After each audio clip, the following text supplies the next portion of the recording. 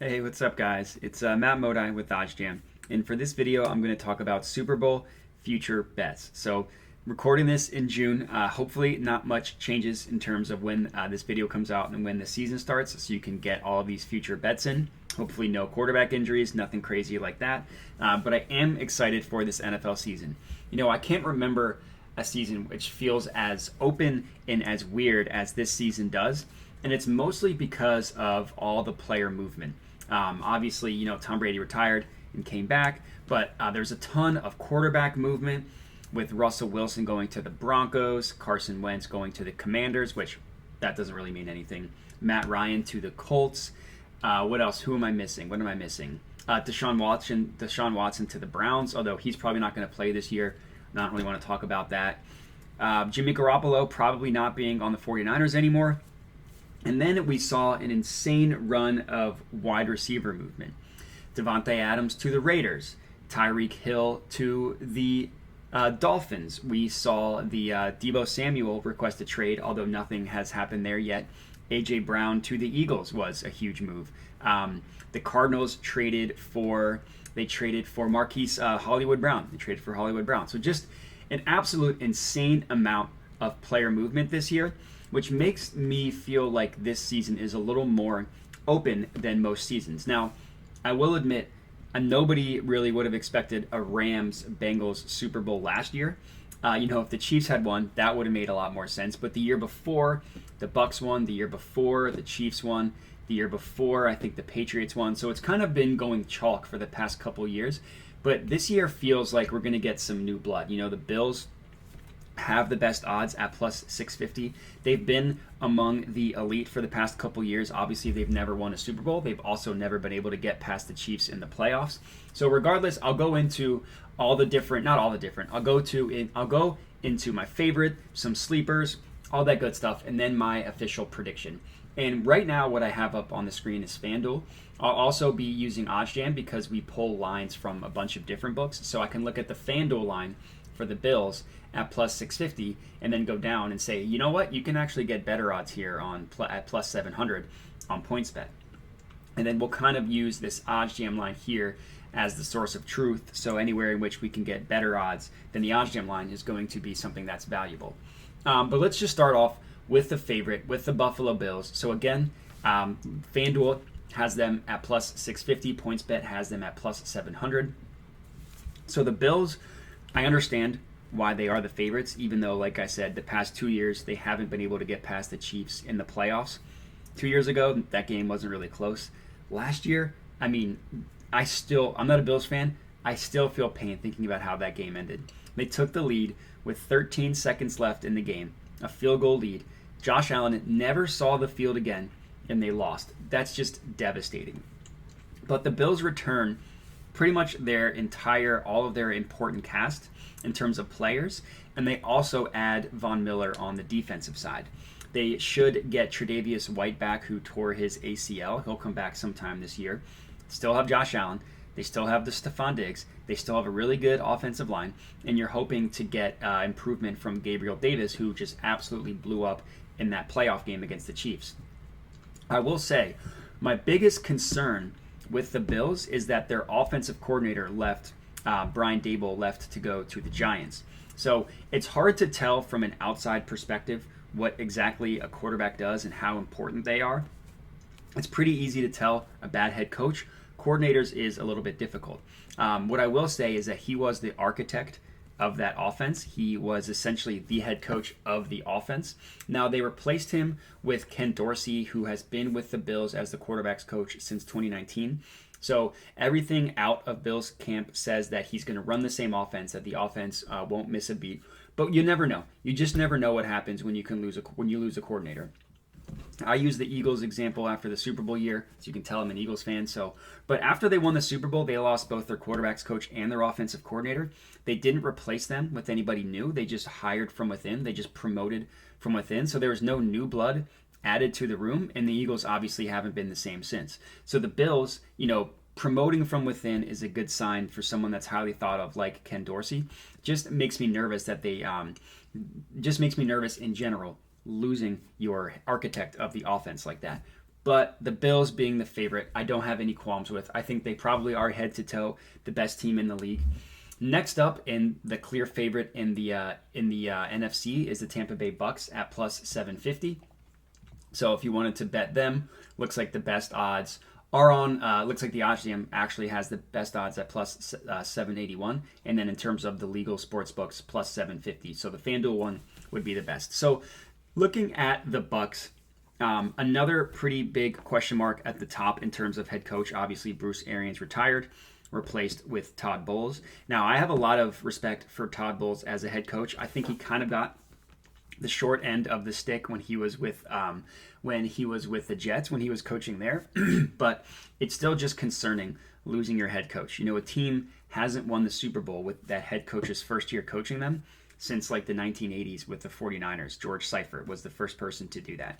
So it makes me a little nervous having a new head coach, but a lot of the continuity with the Bucs from season to season, pretty much since Tom Brady got there and they won the season, is still there.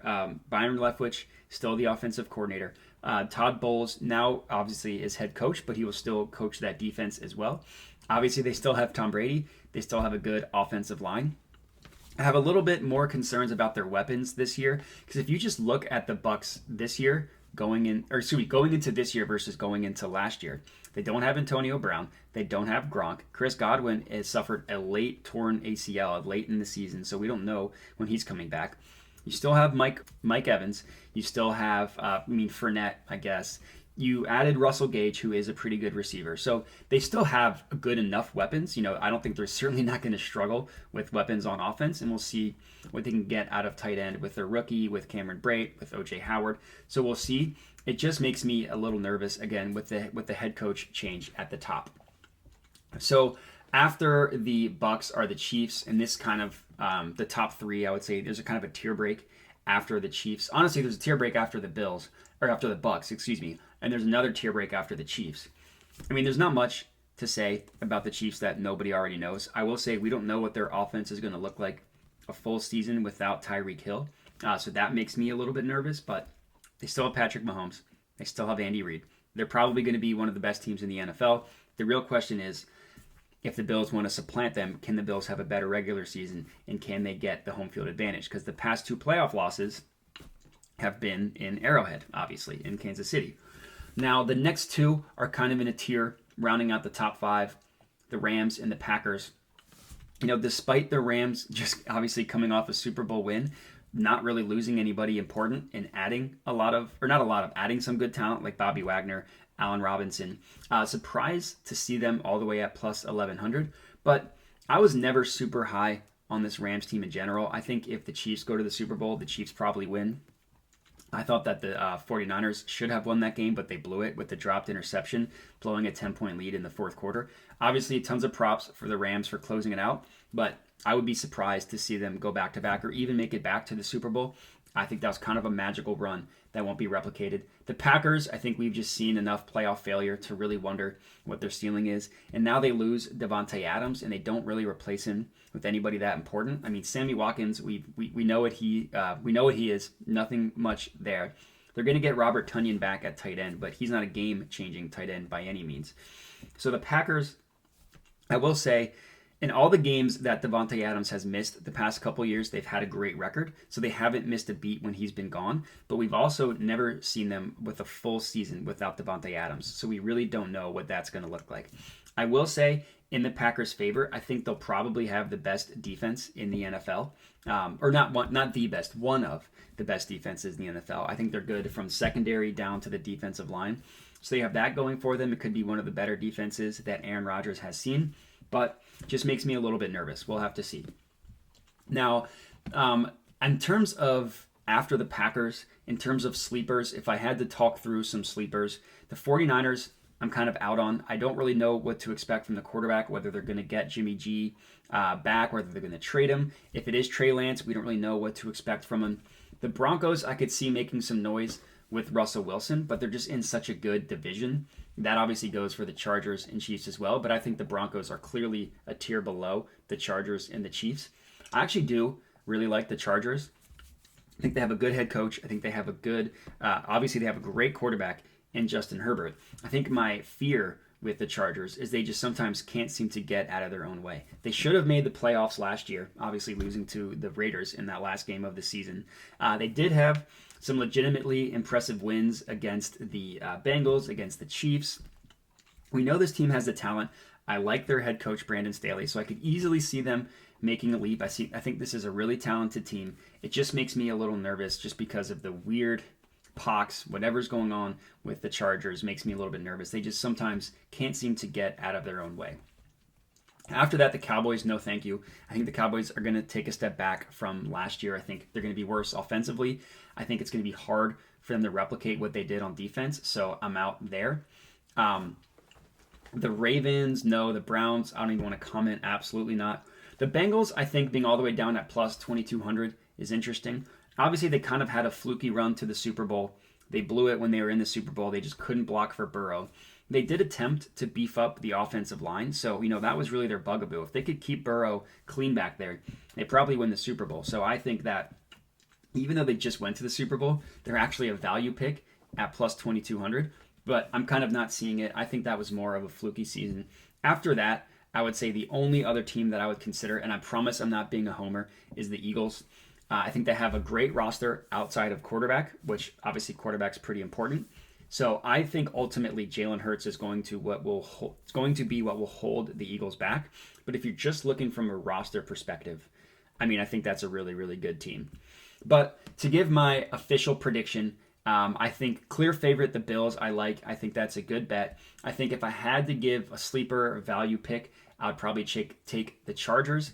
And I also like Tampa Bay as well. But my official prediction, I'm just going chalk, and I'm taking the Bills. So again, if you want to get the best odds on the Bills, get them at PointsBet at plus 700 odds. And let me know what you think. So let me know what analysis I got right. Let me know what I got wrong. I appreciate all feedback, even if it's negative. I still appreciate that because it can just help me for the future. And that's pretty much it. So let me know again what you thought. Please comment on the video, like the video, share with your friends so they can roast me as well. And other than that, I would appreciate if you could click that plus button, subscribe to the OddsJam YouTube channel. And that's all I got. So thanks for watching, and have a good one.